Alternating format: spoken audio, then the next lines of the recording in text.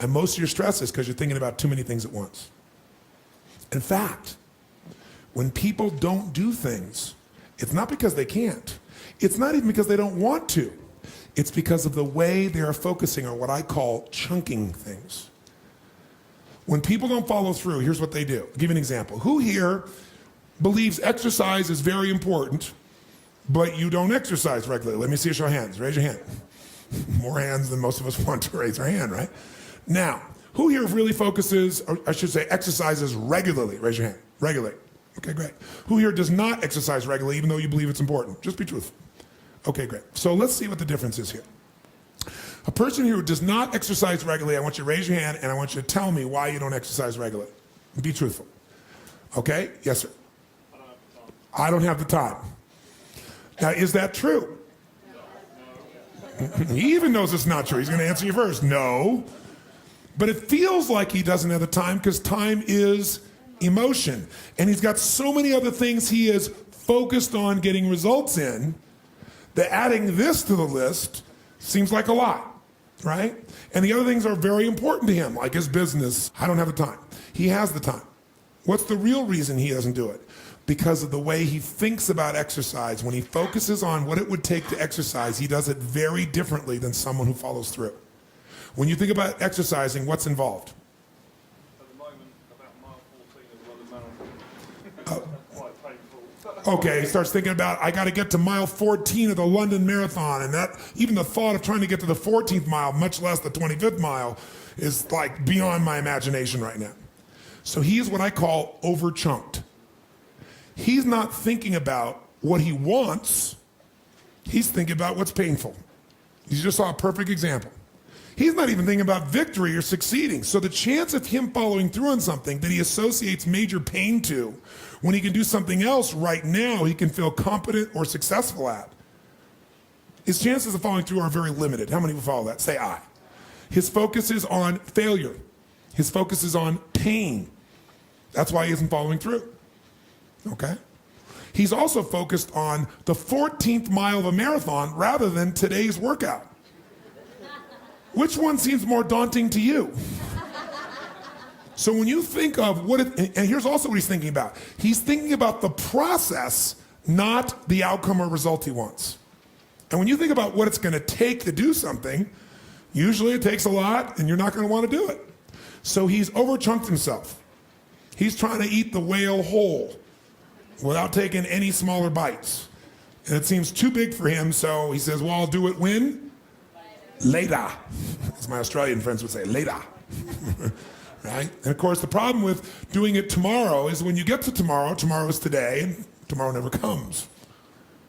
So, and you keep promising yourself. By the way, what does this do to you emotionally when you keep breaking your own promises with yourself? Or you keep failing to do things that you know are important? Does it increase your level of certainty and confidence? No. What it does is it erodes it. And when you erode confidence in one area, believe it or not, it affects the other areas too. Do you believe me on that? Don't believe me. What about your own life experience? Maybe not one area, but it starts to be multiple areas. It sure does. Another reason why somebody doesn't exercise or do anything is because they don't just chunk it too big, they chunk it in too many details. I'll give you a perfect example. So I asked somebody one time, I said, okay, how important is exercise? Oh, exercise is extremely important. Really? Okay, good. And tell me, why don't you exercise regularly? Well, I just don't have time. Okay, everybody gives that answer. That sounds wonderful. So tell me though, don't tell me about how much time you don't have. Tell me this. When you think about exercising, what do you think about? Which is a way of saying, what do you focus on?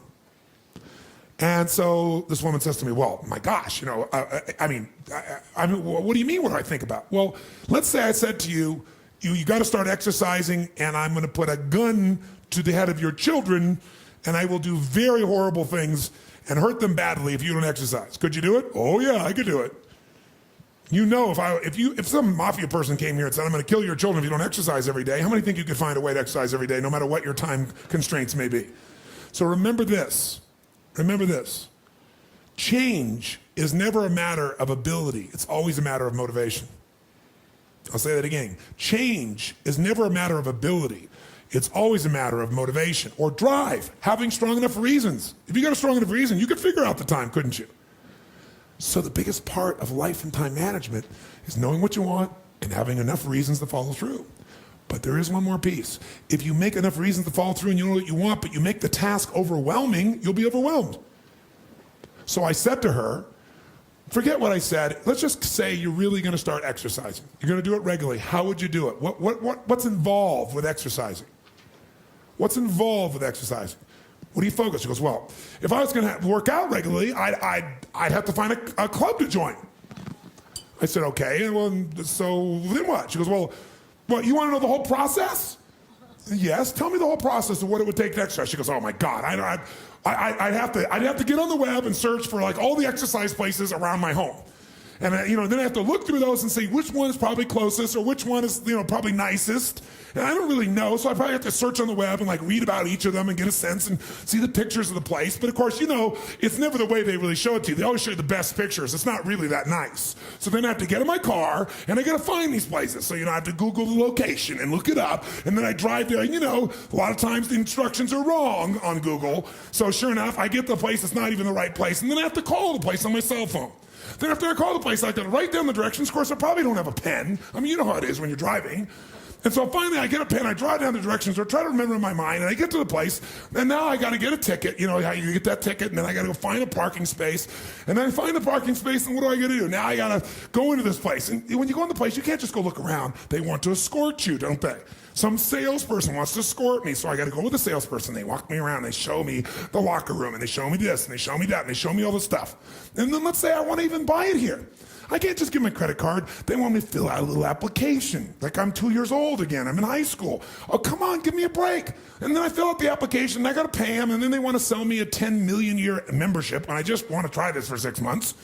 And then after all that, then they want to take a picture that looks worse when you take it than your driver's license.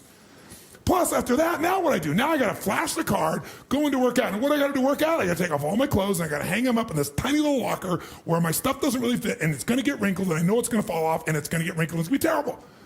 And so let's say now I do that, and so I go to the first station. I got to figure out which station to go to, so now they probably want to give me some trainer who's going to tell me what to do. But let's say I do it on my own. I go to the first station, somebody's sitting, some sweaty, smelly person who gets up and they got sweat all over. So now I got to take my towel and I got to wipe it all off. And then I got to adjust the weight. And then I don't know what the right weight is. I got to adjust it again and get the hassle, figure out how to adjust it. And then I finally do my exercise and then I got to wipe the thing off. And then I got to go find the second station and maybe there's somebody there. Maybe it's all sweaty and I don't know the numbers. And after I do all these ones, station after station after station after station, now I got to go to the locker room and take off my sweaty clothes, which I'm going to put in a bag, which I know is going to stink up my car. And then I got to go in and take a shower, and maybe I'll first do a steam room or something, but then I'm going to see body parts of other people I don't even want to see. And then I got to go and I got to do my hair and I got to do my makeup all over again. Got to start all over my makeup, do the whole thing and all these little pieces. And then I got to put on my now wrinkled clothes. And now I can't even just leave. I got to go to the front and I got to get my ticket stamped so I don't have to pay for it. Then I got to find my car, which I forgot where it is. And then I got to show it to the guy and then I drive out. That's what it takes to work out. Well, what does it take to eat? Just do it. What do you mean just do it? Well, I don't know. What kind you want? Italian. Okay, I know 12 places. Let's go. Well, what do you mean? See, eating is one chunk. Exercising is 3,229.